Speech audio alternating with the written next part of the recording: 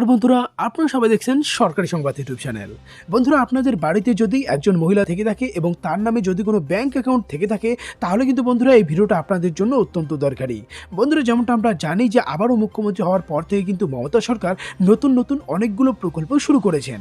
বন্ধুরা, আজকে এমনই একটা প্রকল্প সম্পর্কে আপনাদের আমি জানাতে চলেছি, যেই প্রকল্পে আবেদন করলে আপনাদের বাড়ির প্রত্যেকটি মহিলার ব্যাংক অ্যাকাউন্টে কালীন 30,000 থেকে 35,000 টাকা পর্যন্ত দেওয়া হবে। এর সাথে বন্ধুরা, আবেদনকারী সন্তানের পড়াশোনার জন্য কিন্তু সন্তানদেরও ব্যাংক অ্যাকাউন্টে টাকা দেওয়া হবে। এছাড়াও আরও আলাদা আলাদা 13টি সুবিধা রয়েছে, যেগুলো সরাসরি আপনাদের ব্যাংক অ্যাকাউন্টে আপনারা পেয়ে যাবেন। তো বন্ধুরা, আসুন এবার দেখে নেওয়া যাক যে এটা কী প্রকল্প আর কীভাবেই বা আপনি আবেদন করবেন। তো অবশ্যই কিন্তু বন্ধুরা ভিডিওটিকে একদম শেষ পর্যন্ত দেখবেন। বন্ধুরা দেখুন, এই বিষয়ে এখানে হেডলাইনে বড় বড় করে বলা হয়েছে যে আজকে নবান্নে মহিলাদের জন্য নতুন প্রকল্পের সূচনা করলেন মুখ্যমন্ত্রী মমতা বন্দ্যোপাধ্যায়।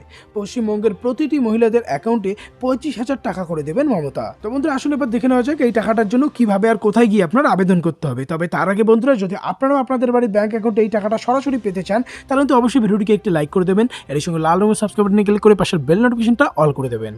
আমরা প্রথমেই দেখে নেব যে এই প্রকল্পে আবেদন করার জন্য আপনার কি কি ডকুমেন্টস, সাথে কি কি শর্ত পালন করতে হবে, এর সাথে বয়স কত হতে হবে, আর কোন কোন জেলার মহিলারা এই টাকাটা বা আবেদনটা করতে পারবেন। তো প্রথমে আমরা দেখে নিচ্ছি যে আবেদনের শর্ত কি কি থাকছে। বন্ধুরা, আবেদনকারী বয়স 18 থেকে 60-এর মধ্যে হতে হবে। বার্ষিক ইনকামটা 1,60,000 টাকার বেশি হওয়া চলবে না।